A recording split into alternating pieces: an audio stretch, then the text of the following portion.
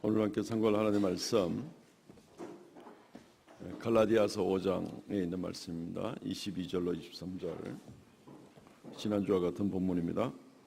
갈라디아 5장 22절 23절 봉독하겠습니다. 오직 성령의 열매는 사랑과 희락과 화평과 오래 참음과 자비와 양성과 충성과 온유와 절제니 이 같은 것을 금지할 법이 없느니라. 아멘. 같이 한번 읽어볼까요? 다음부터 이 성령의 열매 계속할 때 한번 외워서 한번 좋겠습니다. 오늘까지 같이 읽읍시다. 시작. 오늘 성령의 열매는 사랑과 희락과 화평과 오래 참음과 자비와 양성과 충성과 온유와 절제니 이 같은 것을 금지할 법이 없느니라. 아멘. 오늘 화평의 열매를 맺으십시오. 성령의 9가지 열매 중에서 오늘 이제 지난주에 우리 기쁨의 열매를 맺으십시오. 오늘 세 번째 화평의 열매를 맺으십시오. 이 주제를 가지고 말씀을 같이 나누어 보겠습니다. 성령의 열매는 은사와는 다릅니다. 은사는 우리가 하나님께 받은 선물로 방언이나 또 예언이나 또 신유나 여러 가지 특별한 순수하게 하나님이 선물로 거저 주셔서 우리가 교회를 세우기 위해서 받은 것이 은사이지만, 성령의 열매는 주께서 성령을 우리에게 은혜로 베푸셔서 우리가 성령 안에서 최선의 노력을 다해서 하나님께 우리의 인격과 우리의 삶을 통하여 맺어져야 될 열매입니다. 그러니까 주님께서 정말 기뻐할 것은 바로 이 열매가 되는 것이죠. 그래서 이 9가지 열매를 주의 깊게 생각하시고 오늘 특별히 화평의 열매를 맺으십시오. 귀한 열매 맺으시는 성도, 그래서 주님을 크게 기쁘시게 해드리는 성도들 되시기를 주의 이름으로 축원드립니다. 오늘 말씀은 한 2가지로 나누어 생각하겠습니다. 화평한 자가 되십시오. 내가 먼저 화평한 자가 되십시오 라는 것과 그 다음에는 화평케 하는 자가 되십시오 하는 이 2가지 내용으로 나누어서 말씀을 잠시 생각해 보겠습니다. 먼저 하나님과 화평한 자가 되어야 합니다. 내가 화평케 하려면 먼저 내가 화평을 누리는 자가 다른 사람을 화평케 할 수가 있는 것이지, 나도 화평을 누리지 못하면서 다른 사람을 화평하게 한다는 것은 말되지를 않는 것입니다.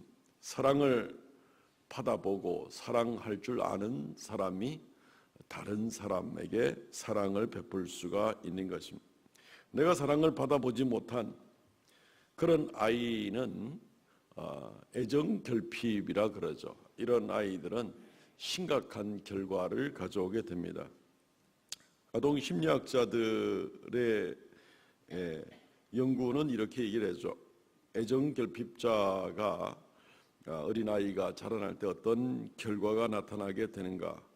성격장애, 또 인간관계의 문제를 가져온다 그럽니다. 애정을 갈구하고 애정을 받지 못한다는 생각 때문에 분노하고 공격적이 되어가고 매달리고 애정받기 위해서 자기를 꾸미고 과다한 감정 표현하고 자신을 알아보지 못하는 사람들, 또 세상에 대해서는 무시하고 하는 그런 모습을 보게 됩니다. 그러니까 이 사랑이 결핍되어 있는 아이들은 이 다른 사람들을 사랑하고 나간다는 것이 거의 불가능할 정도의 문제입니다. 그래서 우리는 잘 아시는 부분들이시겠죠. 화평의 문제도 마찬가지. 내가 진정 하나님과의 사이에 화평을 누리지 못하는 사람, 내 마음의 평안을 누리지 못하는 사람이 화평케 하는 이 열매, 화평의 열매는 결코 맺을 수가 없게 되는 것입니다. 우리는 화평에 대해서 생각할 때에 내 인격적으로 좀 잘 참으면 화평이 되지, 내가 먹고 사는 것이 적당하면 내가 평안하지라는 이런 생각을 하실 수가 있습니다. 근데 이러한 화평은 아주 부분적이고 온전한 화평이라고 할 수가 없는 것이죠. 소크라테스라는 철학자를 많이 들어보셨죠. 이 사람에게 유명한 것이 있는데 악처가 있다는 것이 이 사람에게 유명한 그런 이야기 중에 하나입니다. 한 번은 이 소크라테스 부인이 소크라테스한테 아주 심한 욕을 퍼부었습니다. 그러니까 소크라테스가 별로 반응을 하지 않는 겁니다. 그러니까 욕을 퍼부었는데도 반응하지 않으니까 더 화가 나가지고 걸레빤 물통을 가져다가 소크라테스 머리에다가 확 뒤집어 씌웠습니다. 그러니까 이 소크라테스가 바깥으로 걸어 나오면서 하는 소리가 원래 천둥 친 다음에는 비가 오기 마련이다, 이런 이야기를 아주 한 적이 있었습니다. 이 모습을 보고 이 위대한 스승이 이 악처 때문에 너무 괴로움을 많이 받고 무시받는 것을 보면서 제자들이 선생님께서는 어떻게 그렇게 참을 수가 있습니까? 왜 같이 삽니까? 하고 굉장히 불만 있는 이야기를 하게 됩니다. 그러니까 소크라테스가 원래 성질 사나운 말이 있어야 훌륭한 기수가 만들어지는 법이라네 라고 이렇게 이야기를 합니다. 자기의 고난을 굉장히 평화롭게 잘 참으면서 이겨내는 참 그 인격이 정말 대단하다 싶습니다. 좋은 아내를 얻으면 행복할 것이요, 나쁜 아내를 얻으면 철학자가 된다. 이 유명한 말은 거기서 나온 얘기입니다. 이런 병이, 좋은 아내를 만나면 행복자가 되고 나쁜 아내를 만나면 철학자가 된다. 참 속이 얼마나 썩어 문드러질 정도로 괴로웠으면, 얼마나 많은 생각을 했으면 철학자가 될 정도까지 되겠는가 싶은 그런 생각을 우리가 해보게 되는 거죠. 이것이 진정한 평안일까? 잠시 동안만 평안일 수가 있겠죠. 어떤 면에서는 참 존경도 가기도 하지만 그것은 문제를 근본적으로 해결할 수 있는 그런 방법은 아닌 것을 보게 되는 겁니다. 어떤 면에서는 화평을 누리기 위해서 그냥 참고 도망가고 참고 도망가고 또 참고 도망가고 하는 이것이 그냥 화평을 누리는 방법인가, 이런 생각도 해볼 수가 있는 것입니다.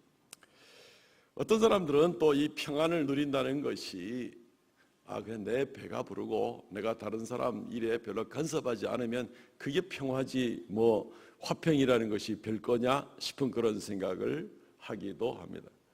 그것이 정말로 평안이 되겠는가 하는 모습도 우리가 한번 생각해 보죠. 우리가 잘 아시는 대로 누가복음 12장 15절로부터 20절 말씀 사이에는 어떤 어리석은 부자에 대한 이야기가 나옵니다.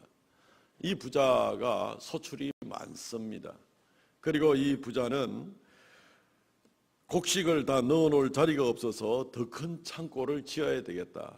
그리고 내 영혼이 먹고 즐겨야 되겠다. 얼마나 이 평안하고 좋은 것이냐. 그래서 누가복음 12장 19절 말씀에 보니까 또 내가 내 영혼에게 이르되 영혼아 여러 해 쓸 물건을 많이 쌓아 두었으니 평안히 쉬고 먹고 마시고 즐거워하자. 평안히 쉬고 먹고 마시고 즐거워하자.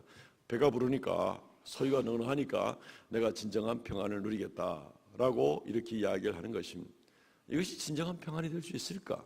이 비유를 드시면서 예수님께서 하시는 말씀이 이 어리석은 자야, 오늘 밤에 내가 너의 생명을 취하리니 그러면 이 많은 너의 재산이 누구의 것이 되겠느냐.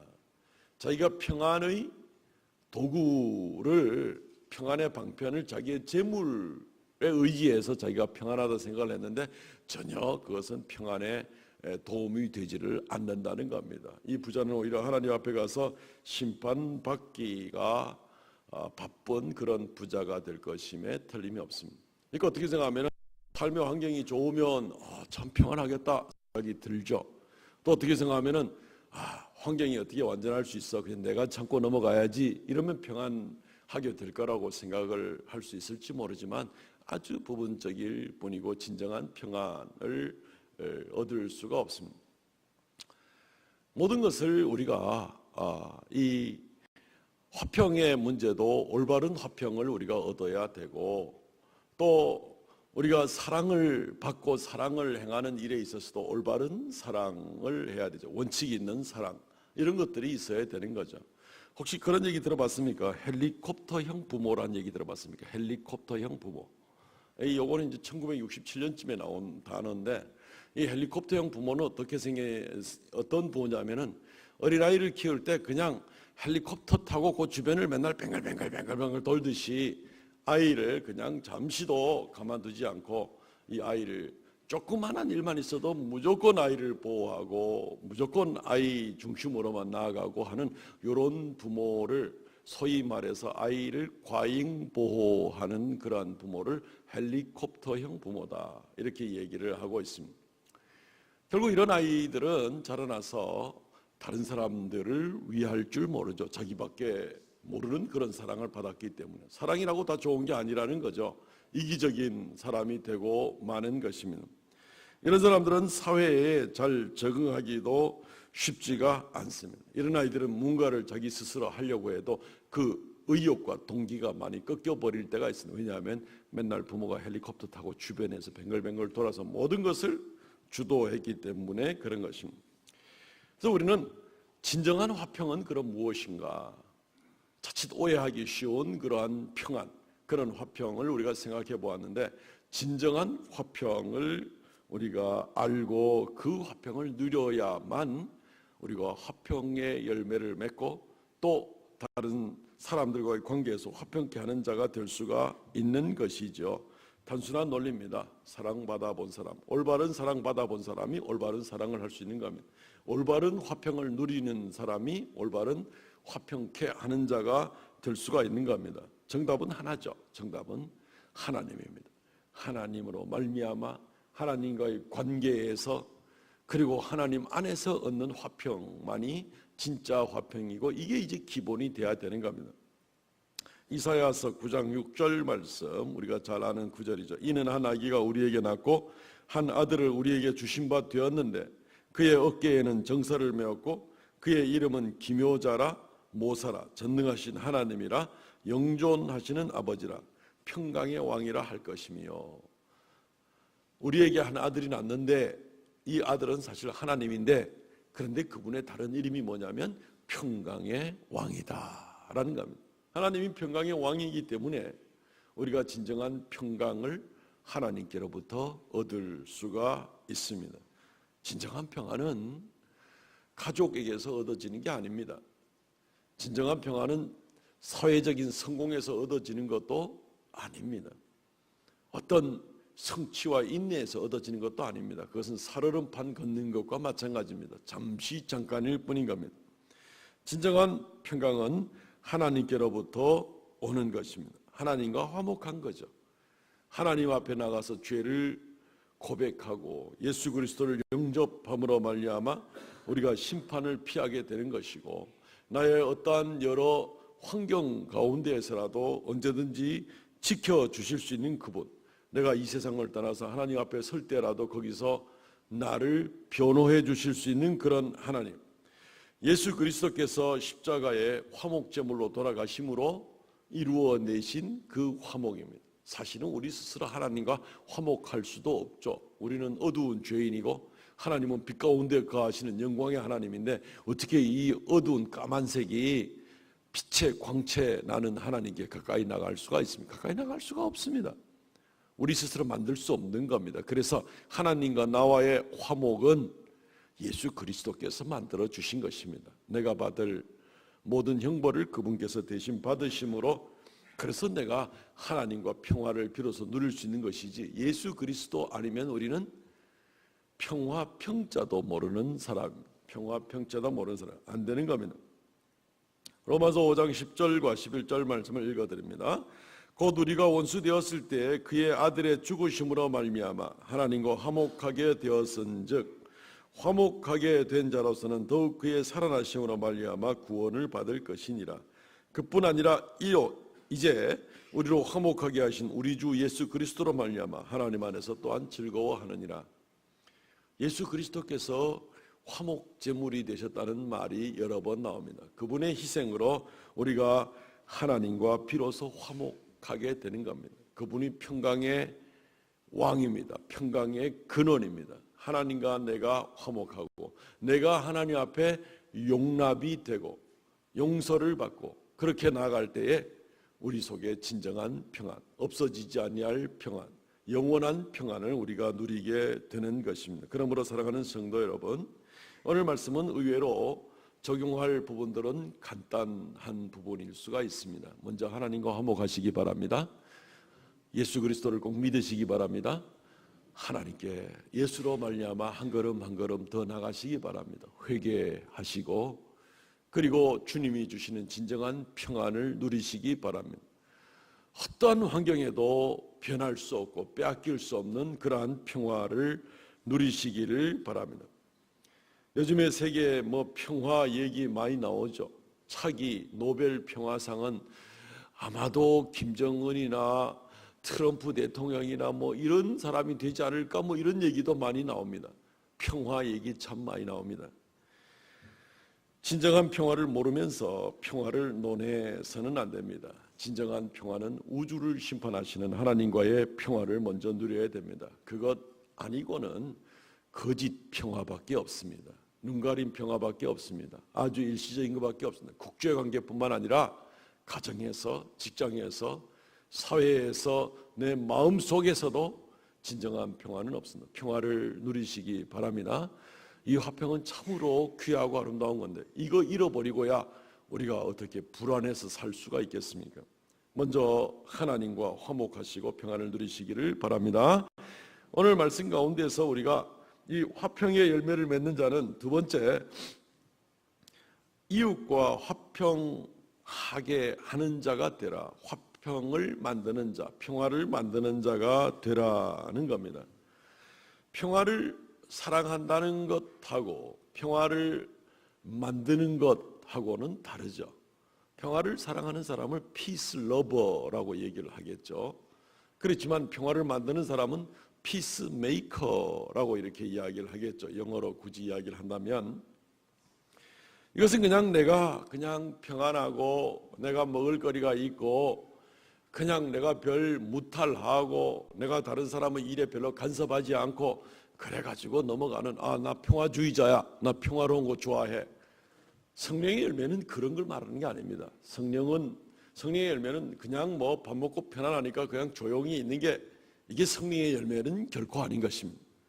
성령의 열매는 나아가서 예수 그리스도께서 하나님과 원수되었던 우리를 예수님이 희생하심으로 우리와 하나님 사이를 화목케 하는 평화를 만드는 자로서의 역할을 예수님이 하셨기 때문에 우리도 역시 예수님을 닮아서 평화를 만드는 자의 역할을 감당하는 이것이 바로 성령의 열매지 그냥 별일 없으니까 내가 평화의 열매를 맺는 사람이다. 이거하고는 전혀 관계가 없다는 얘기입니다. 오늘 예배를 시작하면서 이 마태복음 5장에 나오는 팔복 말씀을 읽어드렸습니다. 화평케 하는 자는 복이 있나니 저희가 하나님의 아들이라 일컬음을 받을 것임이라. 화평케 하는 자는 평화를 만드는 자는 굉장히 중요합니다. 우리는 그냥 내가 하나님과 화목된 것으로 모든 것이 끝나고 말면 오늘 바로 주님께 가면 됩니다. 그런데 우리에게 인생이 좀 더 남아있죠. 지상에서 살아야 될 날이 있습니다. 그럼 남아있는 삶은 어떻게 살아야 됩니까? 내가 예수로 말미암아 평화를 하나님과 누리게 된 것처럼 다른 사람도 하나님과 진정한 평화를 누릴 수 있도록 내가 평화를 만드는 자의 역할을 하기 위해서 우리 인생이 요만큼 더 남아있는 겁니다. 그거 아니면 내 문제는 해결됐다고 우리가 이야기할 수도 있겠죠. 마태복음 5장 9절입니다. 화평케 하는 자는 복이 있나니 하나님의 아들이라 일컬음을 받을 것이며 이 전부 다 천국과 관계되는 겁니다.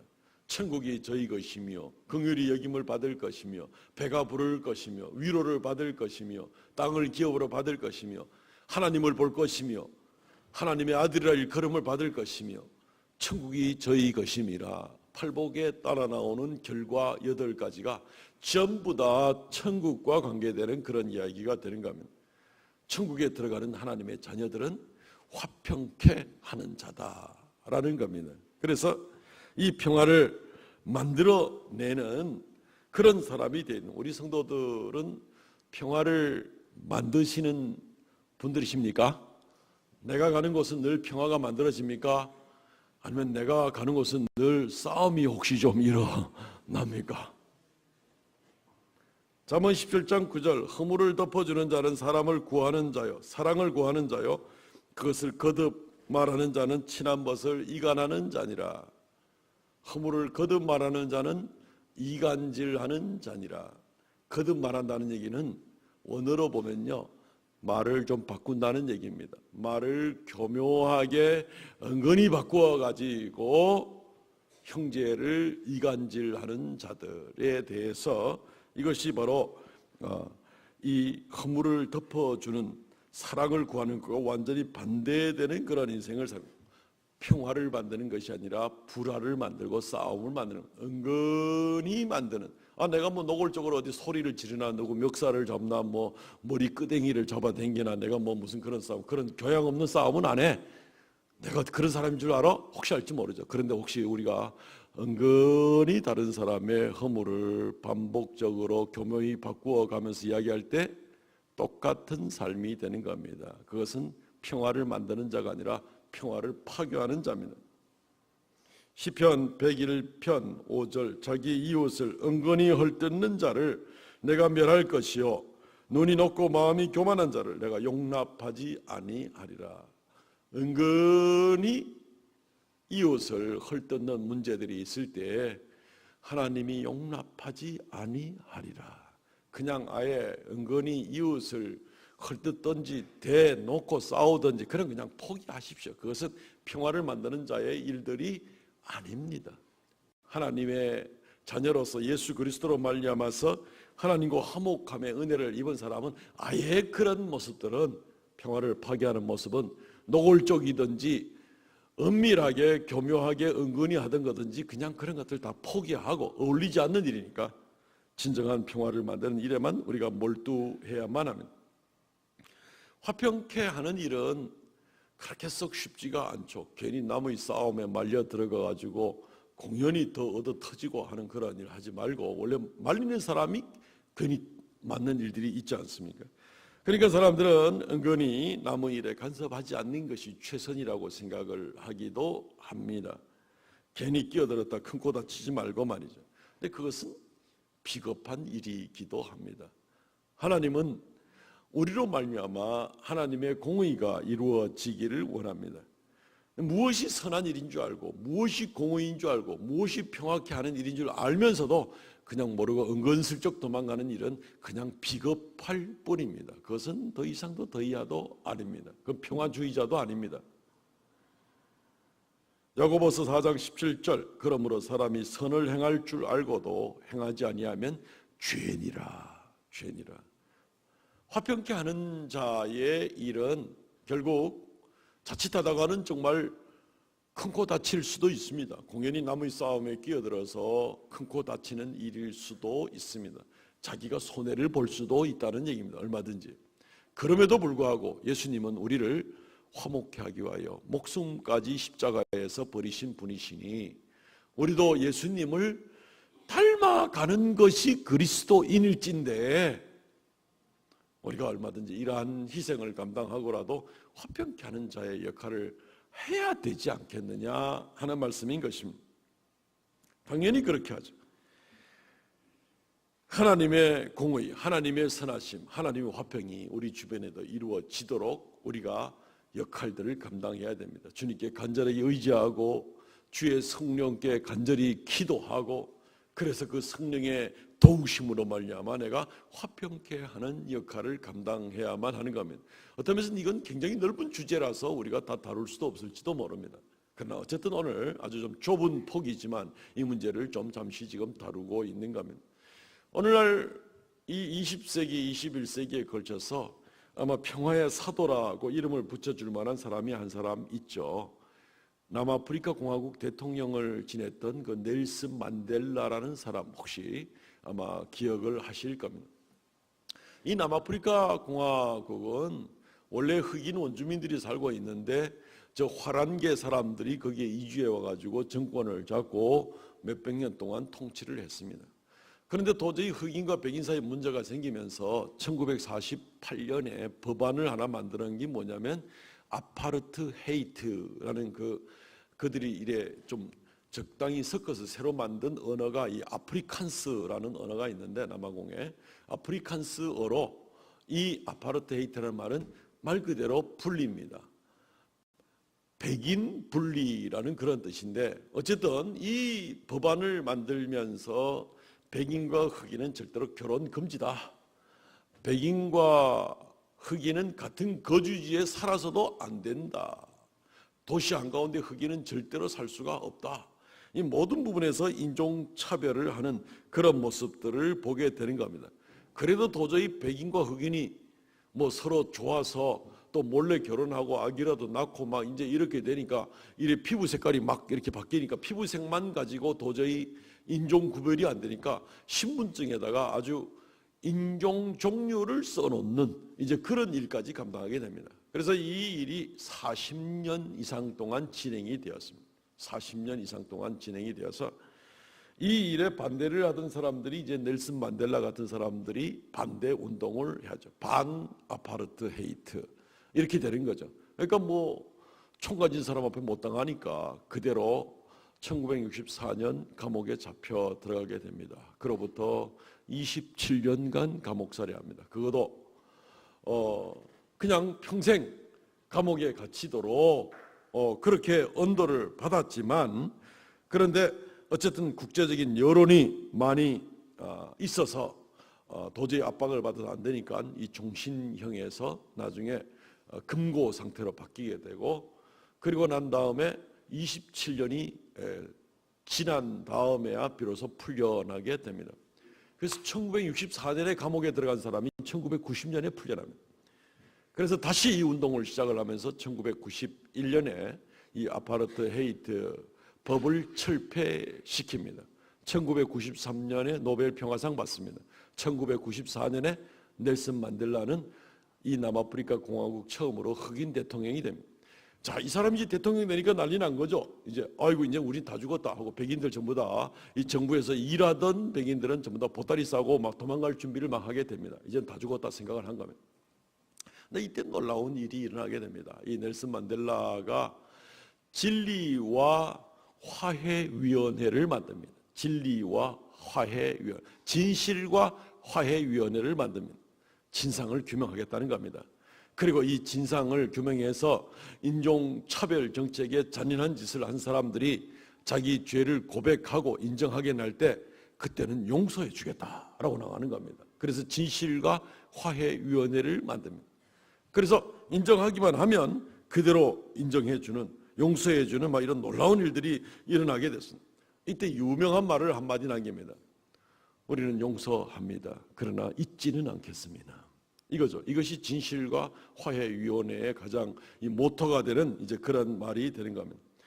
과거사로 인해서 처벌하지는 않고 결국은 이 아파르트 헤이트 법을 철폐하고 백인과 흑인 사이에 평화를 가져오는 이 역할을 감당한 사람. 참 감동적이죠. 감동적이죠. 이 오프라 윈프리라는 그 미국의 유명한 그 여성 그 앵커의 그런 쇼에, 이 토크쇼에 나와서 이제 한번 물었던 적이 있습니다. 감옥 생활에서 복수심이 넘칠 텐데 어떻게 그렇게 용서의 마음을 가질 수 있습니까? 라는 이야기를 하게 됩니다. 그러니까 이 대답을 할 때 내가 감옥에 있지 않았으면 인생의 가장 어려운 과제를 내가 어떻게 이해할 수가 있었겠습니까? 바깥 세상에서는 이 가장 어려운 문제를 이해할 수 없었을 걸로 생각을 합니다. 아주 뭐 굉장히 명답을 하는 그런 모습을 보게 됩니다. 이 사람이 감옥에서 나오는 날 기자들이 막 몰려들었죠. 그래가지고 막 너무 건강하고 너무 밝게 웃고 나오는 그런 모습을 보면서, 아니 다른 사람들은 이 정도 장기간 복역을 하게 되면은 그냥 죽을 인상을 가지고 나오든지 아니면 뭐 복수심이 넘쳐서 나오든지 해야 될 텐데 당신은 어떻게 그렇게 건강하게 웃으면서 그렇게 나옵니까? 그러니까 이 만델라가 한 얘기가, 유명한 얘기가 있습니다. 이분은 감리교도 신자입니다. 기독교인입니다. 나는 감옥에서 갇힌 것을 감사하고 햇빛을 보고는 햇빛을 주신 하나님께 감사하고, 땅을 보면 땅을 보고 감사하고, 물을 먹으면 물을 먹고 감사하고, 강제노동을 하면 강제노동 때문에 감사하고, 이렇게 살았는데 내가 기쁘지 않을 이유가 뭐 있습니까? 이래가지고 이제 나왔다는 거예요. 정말 대단한 분입니다. 중요한 거는 뭐냐면은 이분이 그 오랜 감옥 생활을 하고 힘드는 가운데서 자기의 어떤 모든 이 감사와 기쁨의 이 근거를 환경에 두지 않았다는 겁니다. 이분은 이 모든 것에 대한 감사와 기쁨의 근거를 하나님에게 관점을 가지고 하나님 중심으로 관점을 가졌기 때문에 이 일이 이루어지게 된 겁니다. 이 사람이 건강하게 나오게 되었고 부정적인 사고방식을 갖지 않는 거예요. 이분인들 왜 고통이 없었겠습니까? 하나님 내가 어떻게 용서하란 말입니까? 주님은 그에게 용서해라, 용서해라. 흑인을 사람으로 취급하지 않고 종으로 취급하고 죽이는 그 사람들 어떻게 용서합니까? 용서해라, 용서해야 네가 산다. 하나님의 그런 깨우침이 있는 음성을 듣고 이 만델라는 이 위기를 잘 극복하게 된 겁니다. 우리가 다른 사람을 화목해 하는 일들, 화평케 하는 자의 일들, 문제 만드는 사람, 이간질 시키는 사람, 이런 사람이 아니라 정말 화평케 하는 사람의 일을 하는 것은 정말로 쉽지 않을 것입니다. 그렇지만 이 만델라의 우리 예를 한번 보게 되면서 우리가 배울 수 있는 것이 있죠. 하나님 중심으로 초점을 맞추면 이것이 가능하다는 것입니다. 우리가 성경에서 잘 아는 요셉과 다윗의 경우를 한번 보시죠. 요셉이 자기 형들한테 억울하게 팔려서 애굽에 있는 그 내시 장관 보디발의 집에 갔다가 거기서 또 억울하게 누명을 쓰고 감옥에 갇히게 되었을 때, 그리고 나중에 극기하는 애굽의 총리가 되었을 때 이 요셉이 자기 형들한테 뭐라고 말합니까? 창세기 50장 20절, 당신들은 나를 해하려 하였으나 하나님은 그것을 선으로 바꾸사 오늘같이 많은 백성의 생명을 구원하게 하시려 하였나니. 당신들은 해하려고 했지만 하나님은 그것을 선으로 바꾸셨습니다. 요셉의 관점은 하나님인 겁니다. 형들 그 나쁜 인간들, 이 열악한 이 감옥의 환경, 여기에 초점을 맞추지 않고 하나님은 그것을 선으로 바꾸사, 이렇게 얘기하는 거죠. 다윗이 골리앗을 세우고 나라의 1등 공신이 되었지만 질투심 때문에 사울에게 쫓겨서 정신없이 그냥 토끼 사냥 당하듯이 늘 쫓겨다니고 도망다니고 위험 일촉즉발에 늘 있는 그런 입장일 때 다윗이 사울을 죽일 기회가 2번이나 있었지만 죽이지 않았었죠. 그때 다윗이 뭐라고 말합니까? 사무엘상 24장 10절, 오늘 여호와께서 굴에서 왕을 내 손에 넘기신 것을 왕이 아셨을 것이니이다. 어떤 사람이 나를 권하여 왕을 죽이라 하였으나 내가 왕을 아껴 말하기를 나는 내 손을 들어 내 주를 해하지 아니하리니 그는 여호와의 기름 부음을 받은 자이기 때문이라 하였나이다. 다윗이 어떻게 원수 갚지 않을 수가 있었습니까? 역시 그 초점이 하나님에게 가 있기 때문이라는 것을 알 수가 있습니다. 인간적으로 볼 때는 자기를 오랜 세월 동안 조직적으로 죽이려고 하는 저 사울을 어떻게 해야 되고 또 할 수 있는 기회가 왔는데도 그렇게 하지 않는 것은 하나님이 기름 부음 주셔서 세운 저 사울 임금을 내 손으로 내지지 않겠습니다. 하나님 관점 때문에 용서가 가능했던 것입니다. 복수하지 않을 수가 있었던 것입니다. 하나님 관점 때문에 요셉이 오히려 선을 베풀 수가 있었던 것입니다. 하나님 관점 때문에 만델라가 복수하지 아니하고 화평을 만드는 자가 될 수 있었던 것입니다. 하나님의 관점으로 사시기를 바랍니다. 내가 하나님께 받은 은혜를 생각하시기 바랍니다. 그러면 화평케 하는 자의 삶을 살 수가 있습니다. 성령님께 도움을 구하십시오. 그러면 우리가 화평케 하는 자의 도움을, 그러한 삶을 살아갈 수가 있는 것입니다.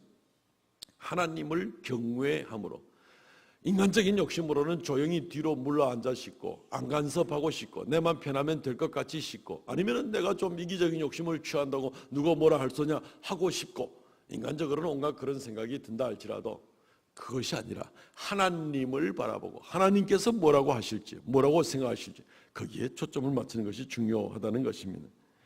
사랑하는 성도 여러분, 말씀을 맺겠습니다.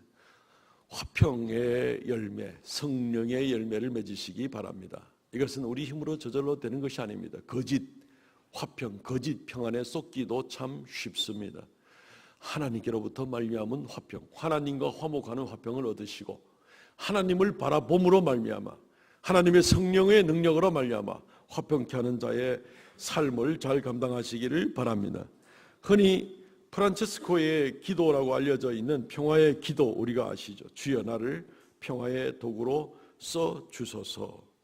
미움이 있는 곳에 사랑을, 상처가 있는 곳에 용서를, 분열이 있는 곳에 일치를, 의욕이 있는 곳에 믿음을 심게 하소서. 주여 나를 평화의 도구로 써주소서. 오류가 있는 곳에 진리를, 절망이 있는 곳에 희망을, 어둠이 있는 곳에 광명을, 슬픔이 있는 곳에 기쁨을 심게 하소서. 위로받기보다는 위로하며, 이해받기보다는 이해하며, 사랑받기보다는 사랑하며, 자기를 온전히 죽음으로써 영생을 온전히 줌으로써 영생을 얻기 때문이니 평화의 도구로 써주소서.